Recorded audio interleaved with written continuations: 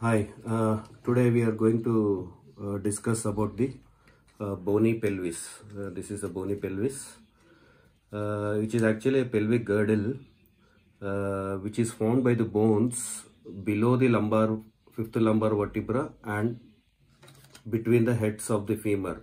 So those bones forms the pelvic girdle or the bony pelvis, and the bones which are forming it are two hip bones, sacrum and coccyx. See, all these four bones join, articulate in the living to form the pelvic girdle or the bony pelvis. This is called pelvis because it is in Latin. It means a basin. It resembles a wash basin, having a two side sloping walls. These are the side sloping walls, having an inlet and having an outlet, just like it is resembling a basin. And the word pelvis is derived from Latin, which means it is resembling a basin.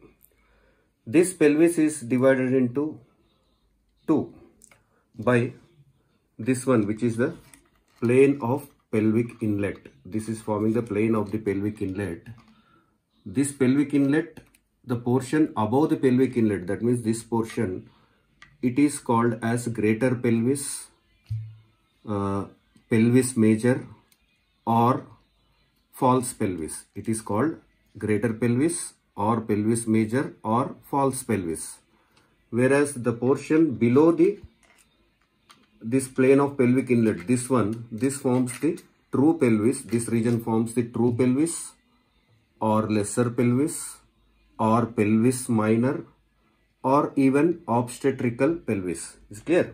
So the pelvis is divided into two: greater, lesser, pelvis major, pelvis minor,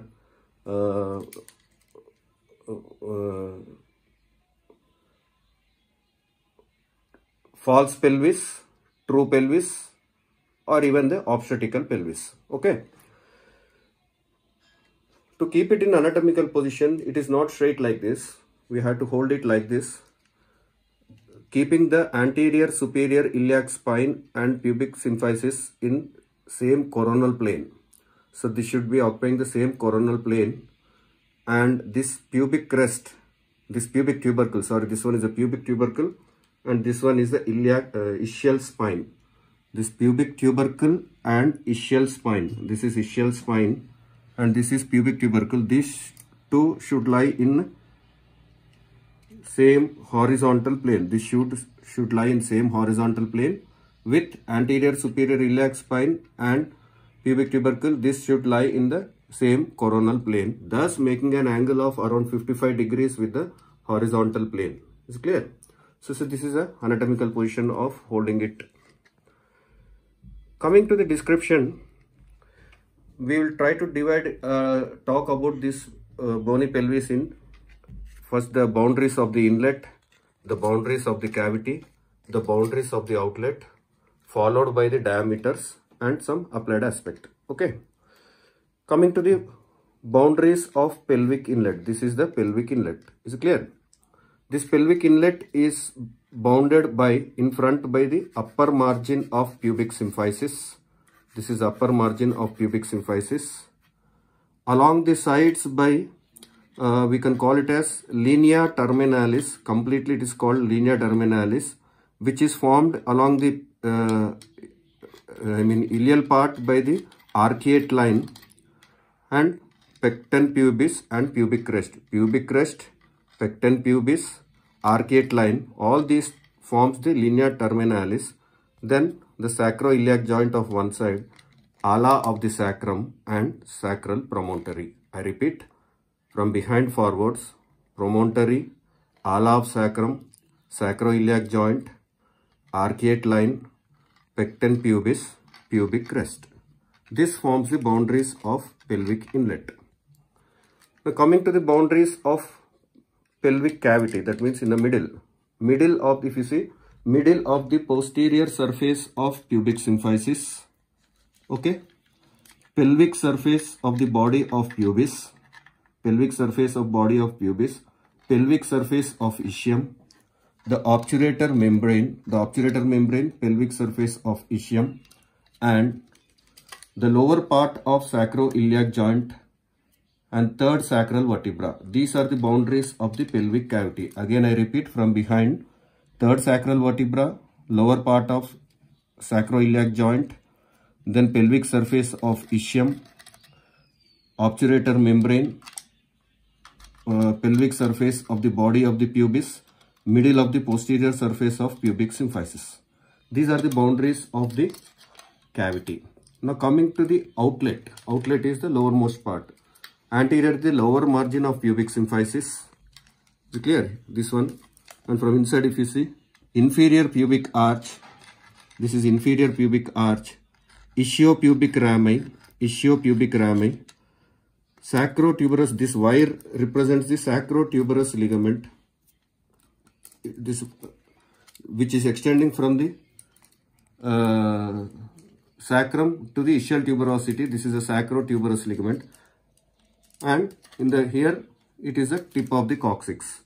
So these are the boundaries of the outlet. Again I repeat, from behind, coccyx, tip of coccyx, inferior margin of sacrotuberous ligament,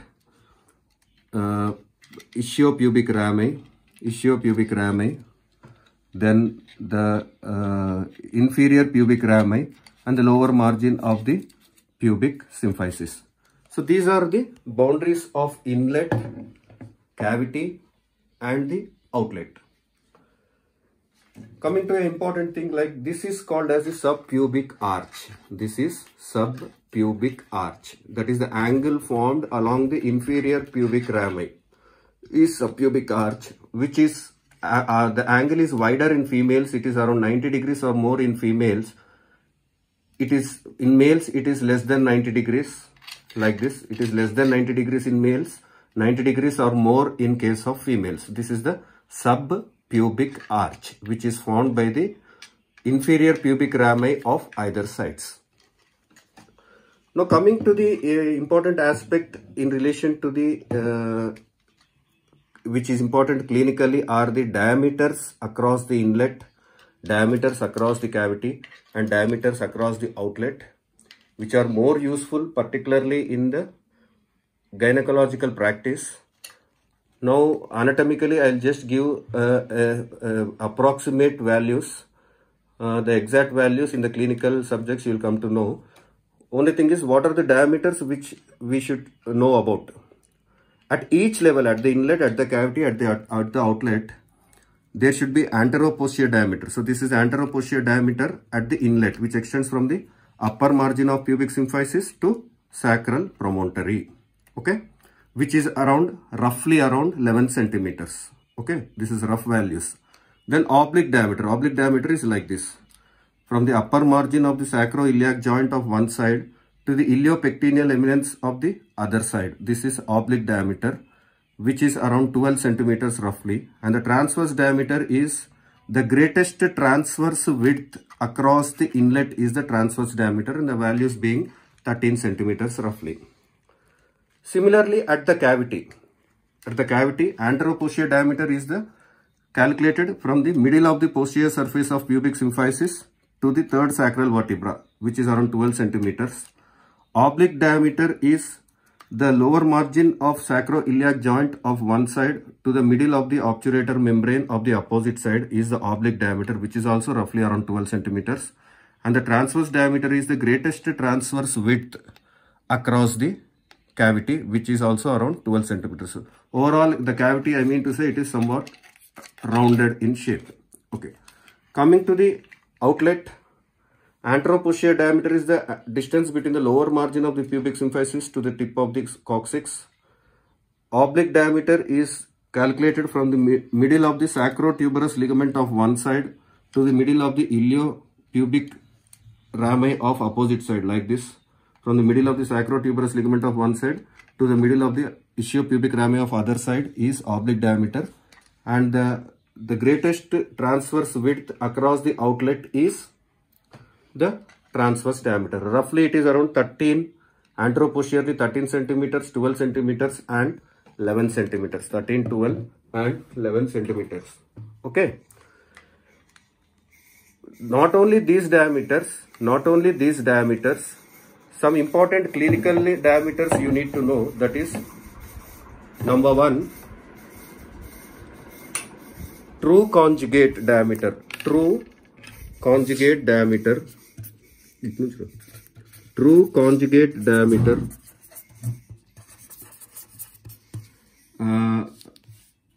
External conjugate diameter.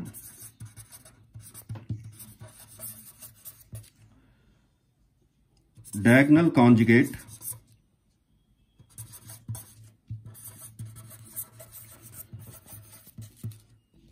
And obstetrical conjugate diameter.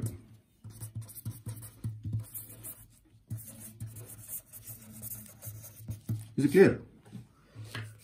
So when we talk about true conjugate diameter, it is also called as anatomical conjugate diameter. That means which extends from the upper margin of pubic symphysis to sacral promontory is called true conjugate diameter. This one. Is it clear? It can also be called as anatomical conjugate diameter.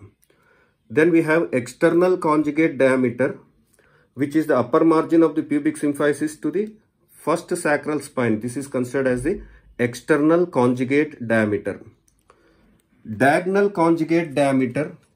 Diagonal conjugate is the distance between the lower margin of the pubic symphysis to the sacral promontory. This can be best assessed by doing pervaginal examination by passing the fingers and touching the tip of the promontory, touching the promontory with the tip of your finger and looking for the feel of the inferior pubic arch or subpubic angle, and this forms the diagonal conjugate, which is clinically more used. And the fourth one is obstetrical conjugate. It is the shortest distance between the posterior margin of the pubic symphysis to the sacral promontory. From the posterior margin to the sacral promontory, it is called as obstetrical conjugate diameter. Okay. Now coming to the types of the bony pelvis. This bony pelvis or the pelvic girdle in females are of 4 types.